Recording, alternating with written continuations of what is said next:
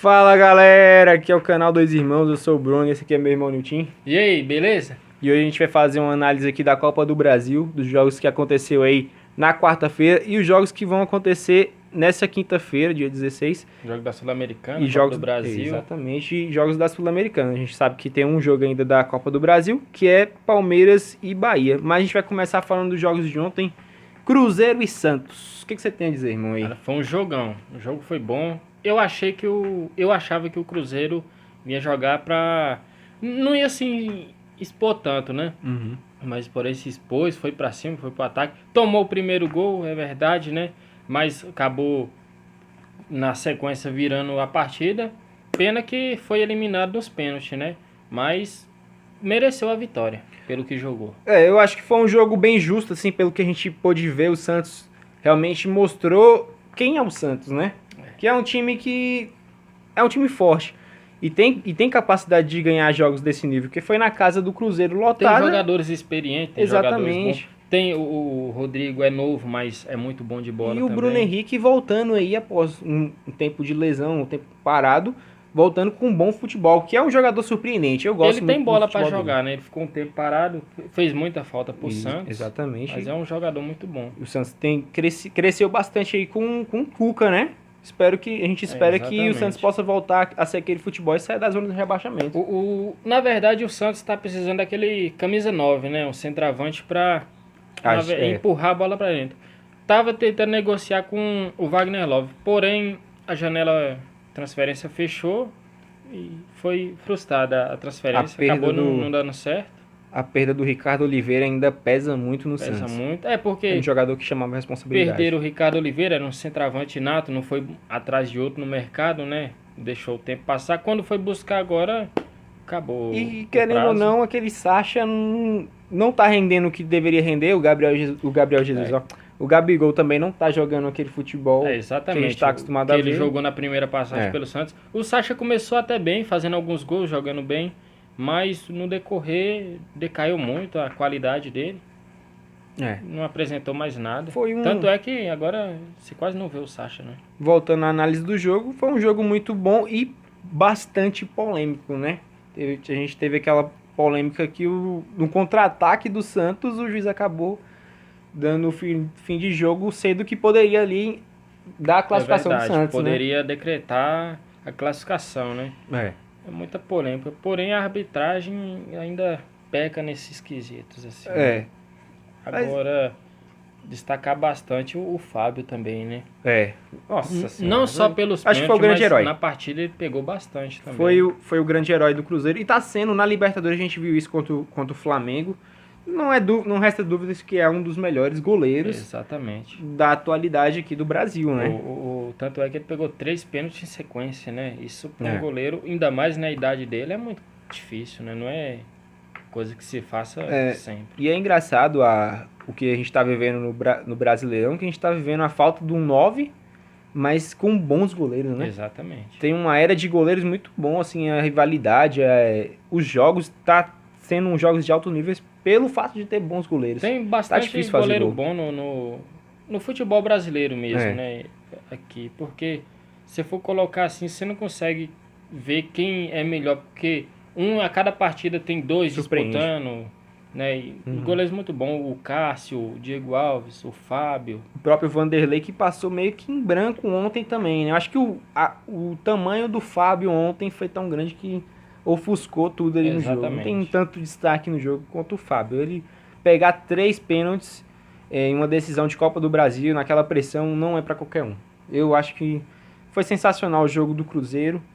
E são esses pontos que a gente tem a destacar nesse primeiro jogo, né? Exatamente. E o Santos está de parabéns pelo que jogou. Eu pensei que não ia jogar nem um terço do que jogou ontem, do que apresentou, do futebol apresentado. Mas jogou bem, virou o jogo, não deixou se abalar pelo gol tomado, porque podia deixar se abalar, né? O psicológico. A derrota na Vila, né?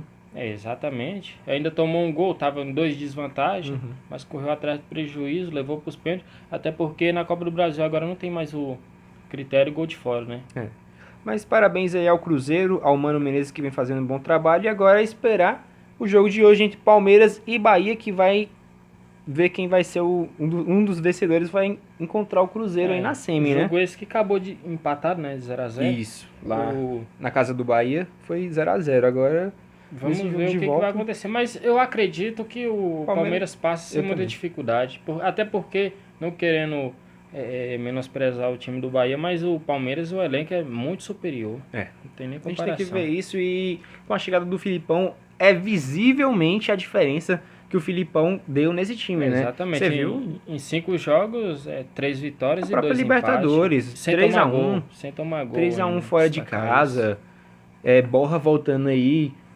Nossa, espetacular. No jogo da Libertadores, metendo 2x0 lá. Nossa, então, o Palmeiras cresceu muito. Acho que contra o Bahia, sente, né? Não sei. A diferença do treinador, o peso, passa mais confiança pro jogador. Um treinador... É outra coisa. A injustiça do 7x1 ainda cai sobre ele, mas é um grande jogador, campeão do mundo, campeão de muitas coisas, né? Então a gente tem que respeitar, e tem tudo a fazer esse Palmeiras ser campeão até mesmo da Copa do Brasil, e quem sabe uma Libertadores. Até porque, como ele falou, ele foi o último campeão e ele não foi o último a perder um Mundial, né? É verdade. Então, vamos deixar, né? Mas, fica marcado na história, mas vamos esquecer isso, que ele vai dar muitas glórias aí pro futebol brasileiro ainda. Mas é tudo para ser um grande jogo entre Palmeiras e Bahia. Bahia também é um time guerreiro. A gente tem assistido jogos no Brasileirão, a gente tem acompanhado o Bahia, e até mesmo contra o Vasco, né? A gente viu grandes jogos. Exatamente. Então, o Bahia tem tudo para surpreender. Eu acredito que o Bahia possa surpreender o Palmeiras aí. E contra o Vasco, o Davidson fez o gol. Davidson esse que não vai poder jogar hoje porque pegou 2 jogos de suspensões. No jogo passado ele deu uma cotovelada no Mena, sangrou bastante ele, então a CBF puniu ele com 2 jogos. Acredito que já pegue gancho nesse primeiro jogo de hoje. É um jogo que a gente não tem muito o que destacar, mas eu acredito aí que o Bahia pode sim surpreender, mas eu acredito que vai acabar entre uns 2x1 pro Palmeiras. E você? Acho que o Palmeiras ganha 2x0. 2x0? 2x0. Eu acredito 2x1. Voltando aqui para os jogos de quarta, a gente vai destacar o jogo entre Flamengo e Grêmio, né? Que jogo espetacular. Um jogaço de bola. Foi um grande jogo. Apesar de ser um placar magro, mas o jogo foi bastante ofensivo dos dois lados, né?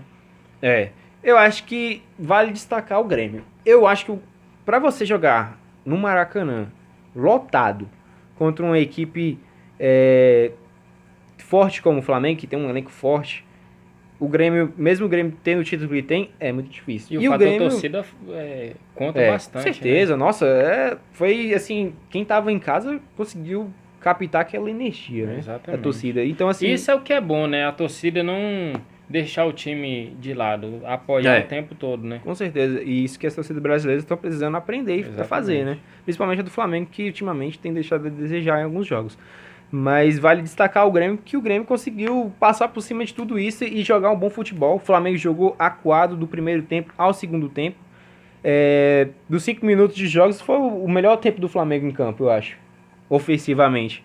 Depois o Flamengo recuou muito, jogou mais em contra-ataque, quando ele deveria propor o jogo. O Grêmio propôs o jogo. O Flamengo tem esse tipo de deficiência, né? Não sei se é do próprio treinador que pede que os jogadores façam isso. Quando abre o placar, recua um pouco e segura, espera o cara.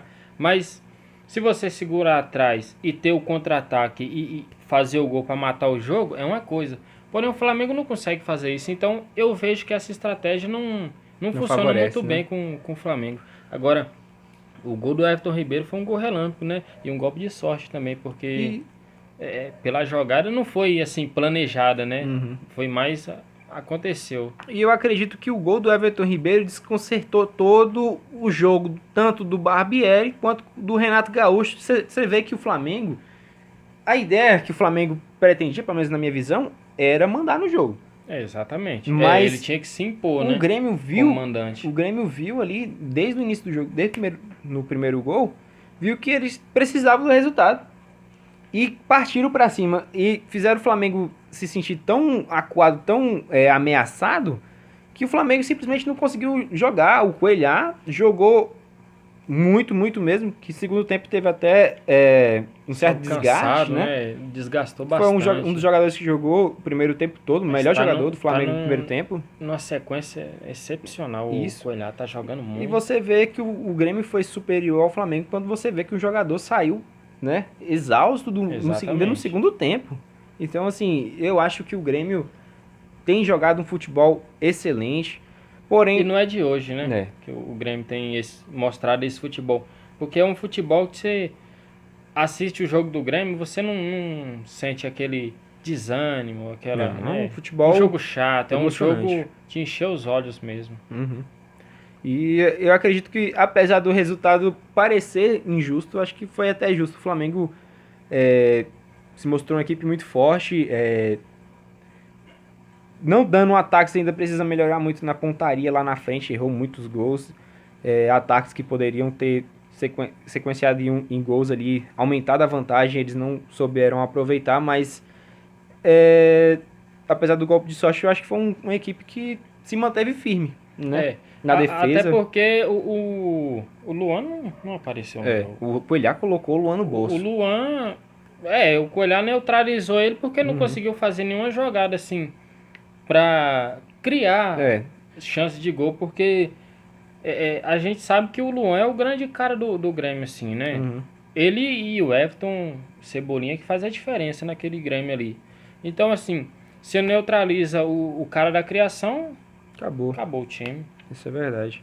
Fica muito difícil. Aí, o Renato deveria ter visto isso antes e mexido no time para ver se fazia algo diferente, né? Mudar a estratégia, sei lá, uma coisa. Tentar mexer com a defesa do Flamengo, mas ele fez as mesmas o time do Flamengo, o time do Grêmio estava bem. O time do Grêmio estava totalmente bem, assim, estava atacando, estava conseguindo neutralizar o jogo do Flamengo. Só faltou mesmo a pontaria. Você vê que no jogo o Everton perdeu um gol na cara. Exatamente. Tava impedido, mas perdeu um gol na cara. E tantos outros gols que eles perderam. Eu acho que realmente não era um dia de sorte ali do Grêmio. Pontaria não tava equilibrada, né? O Flamengo então, calibrada. Venceu a batalha, mas semana que vem já tem outra mais complicada ainda, né? O Flamengo vem pegando semanas de pedreiras, né? Semanas muito difícil e é um time que tem jogado muito com os titulares. Eu não sei não, tem um desgaste físico muito grande aí. Contra o Furacão, o Barbieri vai manter o mesmo time. Vamos esperar aí e ver o que vai sair aí, né? Mas o que a gente tem a destacar é esse grande jogo e realmente bater palmas aí pro Renato Gaúcho e o Barbieri, que foi um duelo de gigantes esse jogo da Copa do Brasil, um presentão pra gente. Exatamente. Agora, para fechar, na quarta-feira, teve o último jogo, né? Que foi Chapecoense e Corinthians. Uhum. Eu achei no nível técnico muito abaixo, porque a Chape criou bastante, mas no último passe e nas finalizações pecou demais, errou muito. O último passe ali eles quase não acertavam. Quando acertavam, o cara chutava longe do gol. Ou quando acertou acho que 1 ou 2 chutes difíceis, que o Cássio fez umas defesas mais difíceis, mas no resto só. Não vi muita coisa da Chapecoense. Faltou muita pontaria para eles. O Corinthians também. O Corinthians criou menos, porém foi mais feliz numa delas, né? Foi o gol do Jadson. Golaço. A lá Ronaldinho, né? E assim, só tem que destacar que acho que o jogo da Chapecoense Corinthians no domingo pesou um pouco. Pesou um pouco porque não sei, eu acho que eles na verdade eles sabiam que ele tinha que fazer o resultado, até porque no outro jogo foi apático também, né? Mas como ele estava jogando como mandante, eles tinham que ter feito o resultado. Porém não foi o que aconteceu, né? Criou, mas não saiu nada. Mas a gente tem a exaltar aí o time da Chapecoense, são um time de guerreiros, assim, pelo que o clube tem, pelo que disponível a eles, assim, eu realmente bato palmas pro clube, pelos jogadores, o elenco, que são jogadores raçudos, né? São jogadores que jogam ali com o coração mesmo. Então, é claro, a gente tem que parabenizar o Corinthians também, o resultado justo, mas parabenizar também a Chapecoense aí pelo grande jogo. Agora é só aguardar o jogo de hoje, né, pra ver o chaveamento, como é que vai ficar a semifinal da Copa do Brasil. Mas eu vou te falar, só tem timão, hein? Mas pelo jeito vai sair Flamengo e Corinthians e Cruzeiro e Palmeiras. É o que eu acho que vai ser pra semifinal. Né? Se passar o Palmeiras. Mas eu acredito que o Palmeiras passe sim. Agora vamos falar rapidamente da Sul-Americana, dos jogos de hoje. Tem 2 jogos, né? Isso, Botafogo e Atlético Nacional. Não, e Nacional. Nacional do Paraguai. Nacional do Paraguai e Fluminense Defensor. E São Paulo e Colón. São Paulo, eu acho que o São Paulo não consegue reverter esse placar de 2-0 não, cara. Eu acredito, eu acho que vai ser muito difícil. Tanto é que o São Paulo vai ter que sair pro jogo. O time já mostrou como ele joga fechadinho, joga atrás, esperando um contra-ataque. Se o São Paulo vai ter que abrir lá, ele vai sair no contra-ataque de novo. E o Aguirre vai tirar o Diego Costa, eu acho que por conta daquela treta... Diego Souza, por conta daquela treta lá, né? Até porque para não criar mais problema, né? Mas eu acredito que... Acho que esse jogo sai empate lá. Mas eu acho que de toda forma o Colón deve passar. São Paulo volta desclassificado da Sul-Americana. Botafogo, pelo jogo ser em casa, até que eu boto fé no Botafogo, mas também não sei. Não sei se vai ser um jogo difícil. Vai ser um jogo, não vai ser fácil não, mas... Apesar que até ontem o Botafogo tinha vendido 30 mil ingressos, né? Então, quer dizer, a torcida vai lotar e... Mas assim, a gente vê o Botafogo, um time de tradição e tal, só 30 mil, cara, é muito pouco torcedor, né? Mas aí é aquela zoeira que sempre rola com a torcida do Botafogo, Botafogo né? e Santos não tem, né? Não tem, então... Mas assim, eu acredito que o fator torcida vai fazer a diferença e o Botafogo pode até Botafogo é muito bonito. A classificação. Tanto é que na Libertadores do ano passado, eles conseguiram, né? A vitória sobre esse time. E o Fluminense Defensor, o Fluminense voltou com a vantagem, 2-0. Vai dar Fluminense. Eu acredito que o Fluminense passa tranquilamente, vai jogar em casa. Então não vai ter muita dificuldade, não. Tá tranquilo o Fluminense. Em casa? Então... Agora falar um pouco da Europa, né? Ontem teve a Supercopa da Europa. De ontem. É o campeão da Champions contra o campeão da Europa League. Real Madrid e Atlético de Madrid, o clássico madrileno.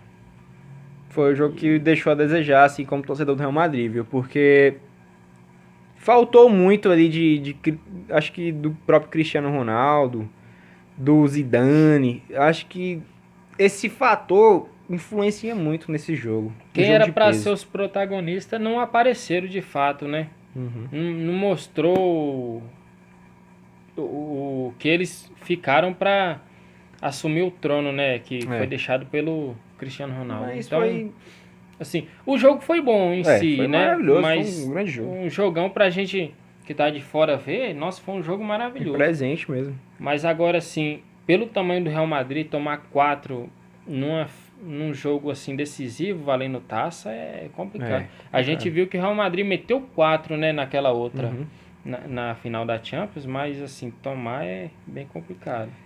Mas aí vale destacar que realmente o Atlético foi superior ao Real Madrid e mereceu o título, né? Exatamente. E dá destaque ao Diego Costa, que foi o grande protagonista do jogo todo, acredito. Acho que foi o estrela. Matador, né?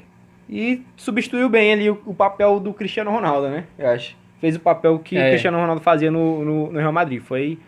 Chamou o jogo, meteu 2 gols. Do jogo. Exatamente. Destaque. Então é isso, galera. A gente vai ficando por aqui. Logo mais vai ter mais um vídeo aí falando sobre um pouco da Europa, sobre o mercado da bola, sobre alguns rumores. E mais a gente vai falar também da Libertadores, né? A gente tem Libertadores a gente volta a falar Libertadores, tem Brasileirão também, fim de semana. Então a gente vai fazer alguns vídeos aí ao longo da semana e vamos estar aqui postando, contamos com a sua visualização, seu like e ativa o sininho, não esqueça. Exatamente, se inscreve, compartilha aí com os amigos e é nóis. Valeu.